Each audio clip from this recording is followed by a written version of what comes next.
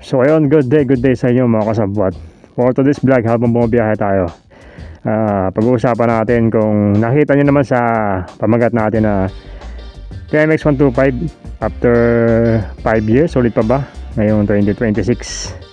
So humalak mong bumili guys ng motor na gaya ng TMX 125 ngayong taon. Wait, panoorin mo muna ang mga video na to para sa'yo talaga to. So ayun mga kasabwat, almost 5 years na gamit ko tong motorsiklo ko na ito.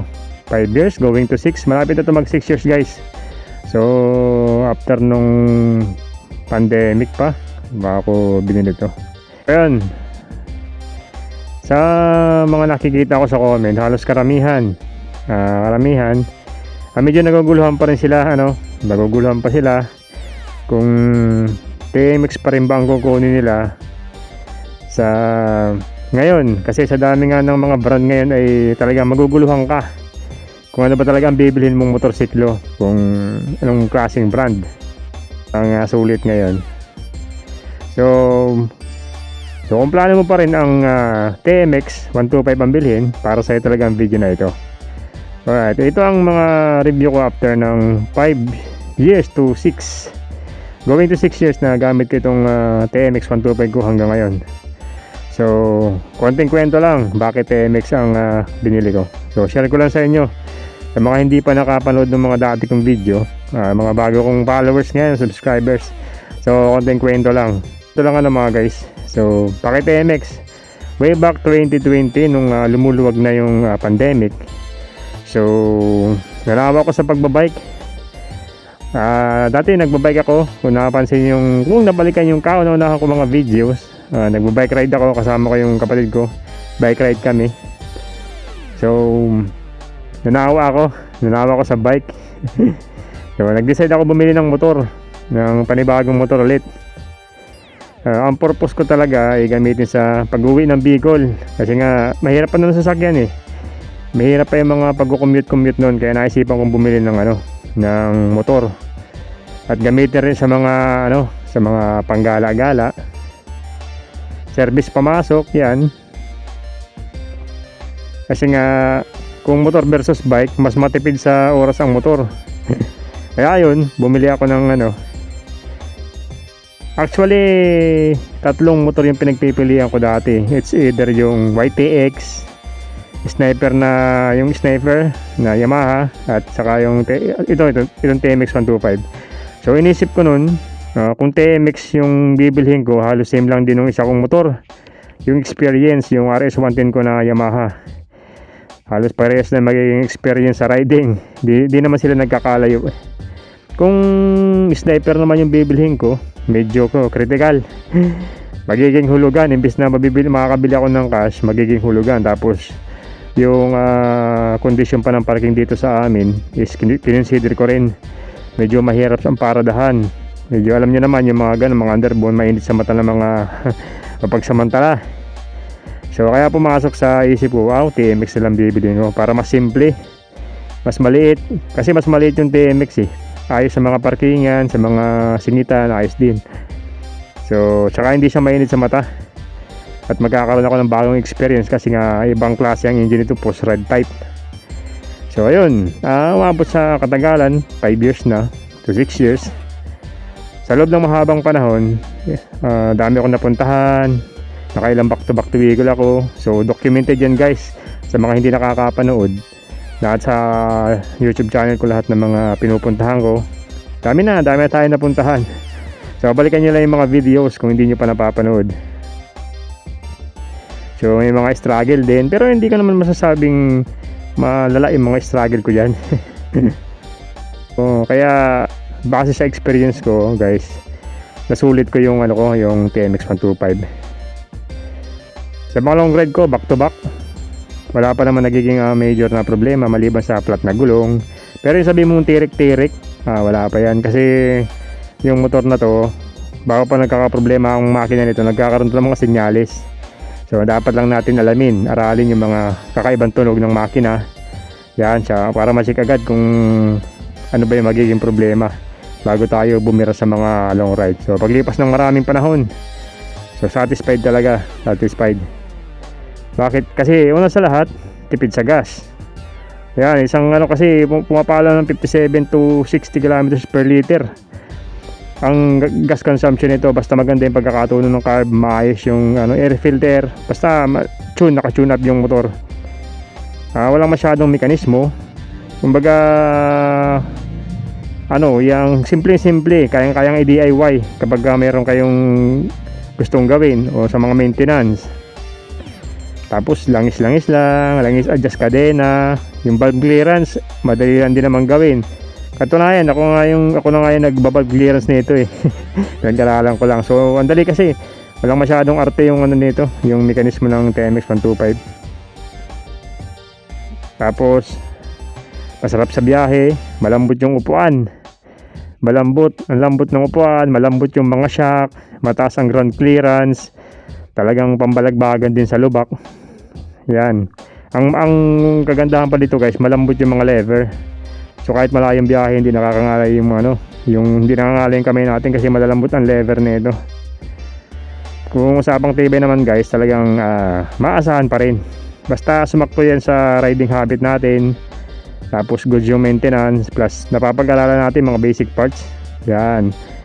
Mga functions ng mga basics part, talagang tatagal sa atin ng mga motor na gaya itong TMX 125. Sabi ko na yung mga goods na experience ko dito. Pumunta naman tayo sa mga bagay na dapat natin isaalang-alang kung talagang may plano kang bumili ng TMX. So dako tayo sa dapat nating malaman bago tayo bumili. So yung speed, unang-una yung speed nito guys. So hindi siya ganun kabilis. Based on my own experience, hindi siya ganun kabilis.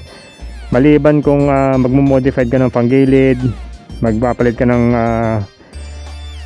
tawag nito, ng sprocket set, yan. Kung talagang may plano kang pabilisin, magagawa mo naman. May mga modification lang talaga. So kung yung pagkakalabas sa kasa, gusto mo agad yung mabilisan, hindi yung ganun guys. Lalo na itong motor ko nung binili ko ito, ang set talaga niya is pang tricycle. So naka 1544 ang set na ito. So maganda nga ngayon kasi pag bumili ka ngayon naka 1538 na. So iba-iba yung speed na ito, yung mga bagong modelo ngayon. Tapos may free na 44 bit. Itong model ng 2020 halos wala talaga. Paglabas sa kasa 1544 na agad. Sasalpa ka mula ng ng sidecar. So ayun. So kaya ang experience ko nung pagkalabas nito sa kasa, talagang wala siyang speed, hindi siya ganun kabilis. So yun ang unang pero makagawa mo ng paraan para mapabilis ang TMX na ito. Pero unlike na may ibang Pantra na pagkalabas ng kasa, talagang may speed sila. Alam niya, may mga alam ko yan na mga Pantra na mabibilis kahit mga stock lang, yung wala kayong masyadong pinapalitan. So pangalawa, yung feature ng handle switch. So yan, sa mga modelo ngayon guys, yung mga feature ng handle switch hindi na siya kumpleto. Yung mga 2016 to 2019 kung hindi ako nagkakamali, kumpleto yan ng kumpleto yan ng switches, yung mga may passing light, tas may kill switch yung ilaw nila. So ngayong modelo na generation, tinanggal nila yon. Yung sa akin nga wala nang passing light. Yung 2020 model wala na siyang passing light. So maganda pa naman pag may passing light kasi maganda rin yung na yun. Pag overtake ka, hindi ka na mabusina. May passing light ka na So magandang disenyo rin yun. Tapos yung generation na nilabas ngayon 2021 yata to 2022 na modelo, wala na yung yung kill switch ng ilaw, kaya kadalasan pundi. So yun lang yung parang medyo bumaba sa kanila sa features, sa handle switch ng mga features. So pangatlo, yung front shock nito, yun yun lang medyo alanganin kasi yung front shock nito guys, payat na mahaba. Payat na mahaba. Talagang design sila pang tricycle. So kung titingnan nyo siya, matangkad na payat yung niya. Hindi kagaya sa ibang mga Pantra na matangkad siya pero pero matataba yung mga front shock niya. Yung TMX natin, kapag hindi mo nilowered, talagang hindi mo ma-appreciate yung ano. Pero hindi naman pare-pares tayo ng appreciation sa pagtingin ng motor. Kaya nga sabi ko nga, hindi naman to dinesign sa forma, di ba? Sa performance to na naka-design sa pan-tricycle. So ginawa na lang natin ng paraan. Yung sa akin, ginawa ko na lang paraan, nilagyan ko lang boots, yun, magkaragandang tingnan siya. So kaya karamihan sa mga makikita sa TMX ngayon guys, yung mga nakakabili ng TMX, nilo-lowered nila para mas pumorma kasi mas umigsi yung ano, yung front shock nila. So may pros and cons naman yun, oo, pumorma, pero kadalasan yan basag talaga ang ano yan, basag ang ball bearing. Na-experience ko na yan kasi dati nag-lowered na ako, nilowered ko to, laging basag yung ball bearing tsaka yung oil seal kasi kailangan mo tigasan yung ano, yung shock ng konti, nai-stress yung mga oil seal, laging basag. Yun, so yun. Then pang-apat, naka 18 rim pa rin.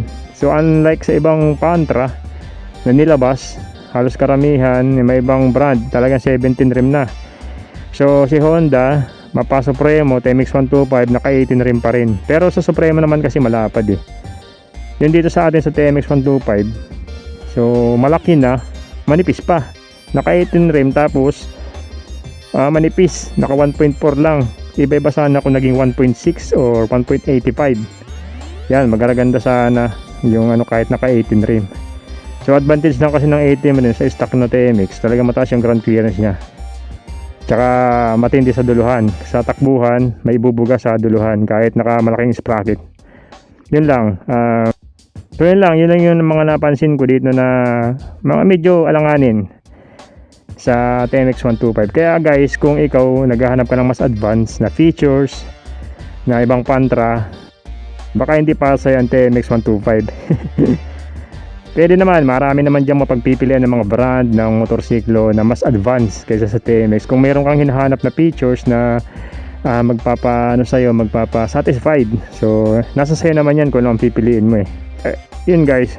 Ngayon, kung akong tatanungin nyo base sa experience ko, kung sulit ba, sulit o nasulit ko ba yung TMX 125, ang sagot dyan, sulit na sulit guys para sa akin. Pero syempre magkakaiba naman tayo ng paggamit at pananaw sa motorsiklo dahil sa TMX 125. Pero kung single driven, long ride, lumakan, maintenance, fuel consumption, masasabi ko na sulit to guys. Ano ko na yan, yung proven and tested ko na yan. So ito sa mga users naman sa mga users natin dyan from old to new generation, so may tanong ako sa inyo guys, kumusta ba yung TMX nyo? Buhay pa ba? Or kumusta ang performance ngayon? At nasulit nyo ba? So comment down below, so para mapag-usapan niya at magkaroon ng idea yung mga gustong bumili ng TMX 125. So ayun ang mga kasabwat, sana ay may kaunting naitulong sa inyo ang mga experience ko, ang aking pag-share ng aking experience sa paggamit ng TMX 125 sa loob ng 5 papunta sa 6 na taon na paggamit ko. So see you in the next videos guys. Sa next video, pag-usapan natin yung ibang mga experience ko pa na i-share sa inyo. So comment nyo na lang guys kung may mga katanungan kayo, may gusto kayong malaman, o ano pa ba yung ibang experience ko. So para pag-usapan natin yan sa mga susunod na video. So yun lang guys, maraming salamat, ride safe and God bless. Alright.